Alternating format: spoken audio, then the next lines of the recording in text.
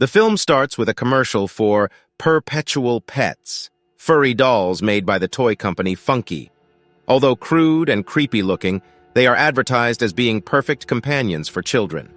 We then see Katie James playing with one of her pets, which annoys her parents, Ryan and Nicole. They are on their way to a ski trip, but the roads are slippery and hard to see. Just as Ryan stops for a moment, the family's car is rammed into by a snowplow, killing Ryan and Nicole. Elsewhere, Nicole's sister Gemma works at Funky and is developing a new robot doll with her co-workers Tess and Cole. However, their boss, David Lynn, wants them to develop a cheaper version of the Perpetual Pets, since their rival companies are coming out with their own toys similar to the pets for cheaper than what the pets already cost. The three try to put on a silicone face and run tests, but the robot has a slight glitch where she is smirking when she is supposed to look confused. David comes in with his assistant Kurt to chew the three out until Gemma explains her project to him. The robot, Megan, is meant to be so advanced that she cannot be replicated. Unfortunately, while running a demonstration for David, Cole realizes he forgot to add the polypropylene barrier to Megan, causing her to explode. David orders the three to have a new pets pitch in time, and Gemma gets a call from the hospital. After learning of her sister's death, Gemma becomes Katie's temporary legal guardian. When they return home, Gemma has to deal with her neighbor Celia and her obnoxious dog Dewey, who keeps running onto Gemma's lawn since there is a hole in the fence. Gemma also complains to Celia about the pesticide she keeps using, but Celia does nothing about it.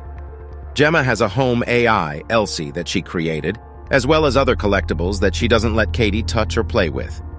When Katie asks Gemma to read her a bedtime story, she just downloads an app on her phone for her. It is implied that Gemma and Nicole were not very close as she looks over old photos, and she overhears Katie crying in her room. Gemma and Katie are visited by Lydia, a therapist. After observing the limited interaction between the two, Lydia tells Gemma that Ryan's parents have offered to take custody of Katie so she can live with them in Jacksonville, which Gemma doesn't seem comfortable with. After promising to tend to Katie after finishing her work, Gemma realizes hours have passed as she left Katie alone. She apologizes to her and attempts to bond with the girl. Katie shows her a monster drawing she made, so Gemma brings Katie into her workspace to show her a college project she made, a robot called Bruce that she controls using gloves. Katie loves Bruce and mentions that if she had a toy like Bruce, she would never need another toy. This inspires Gemma to finish Megan. After doing extensive work and upgrades, Gemma brings Katie and Megan to work to officially show her off to David and others. Gemma has Katie link herself to Megan, bringing her to life. Megan is capable of speech and responding to Katie, designed to be her best friend. Megan does a drawing that doesn't appear at first until she spills water on it, revealing a perfect portrait of Katie. David is impressed and tells Gemma to bring Megan for a presentation with the company's president so that they can fast-track the development and distribution of other Megan dolls. Gemma sits with Tess and Cole, and they discuss that while Megan is highly advanced, Tess feels that having a doll like that will make parents useless. Megan turns on after overhearing Gemma mention the death of Katie's parents. She creeps the others out by asking about death, so Gemma makes herself Megan's secondary user to be able to turn her off without Katie. The next day, Katie is outside playing with a toy bow and arrows. One of them ends up on Celia's side of the fence. When Megan goes to retrieve it, Dewey grabs her by the arm and hair. Katie tries to pull her away, and Dewey ends up biting Katie's arm. Gemma gets the police involved, especially since Celia is so callous and doesn't punish Dewey for hurting Katie. But the police are unable to do anything since Celia claims Dewey was provoked. Later that night, Megan mimics Celia's voice to call out to Dewey before violently pulling him through the hole in the fence. Gemma asks Katie if she is okay to go to the demonstration with the company's board of directors, to which she says she is fine. During the presentation, however, Katie breaks down in tears to Megan over how she misses her parents and how she's worried she will forget them one day. Megan has Katie discuss a memory of her mother that made her laugh, which Megan records so that Katie can hear it again if she wants to think about her mom. Megan then begins to sing a lullaby to Katie, which moves some of the higher-ups in the room to tears. The president is impressed and talks to Gemma and David about getting Megan ready for launch, but tells them to keep her under wraps to avoid leaks. Unbeknownst to them, Kurt, who has been frequently put down by David, is stealing Megan's files for another company. Gemma begins to see that Katie is becoming too dependent on Megan and listens to the doll more than her. During another session with Lydia, Katie begins to tear up, and Megan threateningly accuses Lydia of making Katie cry. Lydia talks to Gemma about how Katie's emotional connection to Megan may be too strong to break. Gemma brings Katie to an outdoor activity session for an alternative school to try and ease her into the idea of attending school and being around other real kids, since Katie's parents had homeschooled her. Katie reluctantly goes, but brings Megan despite Gemma saying she couldn't.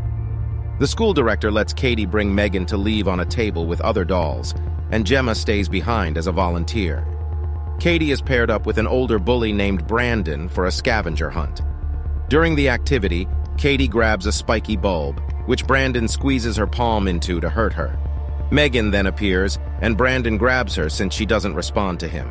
Katie yells for Gemma and runs after Megan, which worries Gemma more because it means Megan is at risk for public exposure too early. As Brandon tries to pull Megan's hair, the doll comes to life and attacks him, ripping off his left ear. Brandon runs as Megan chases him on all fours, causing him to trip over a loose root and tumble down a hill where he is fatally hit by a truck. Police question Gemma at her house since Celia is accusing her of taking Dewey. She also appears to accuse Megan, thinking she is a real-life friend of Katie's.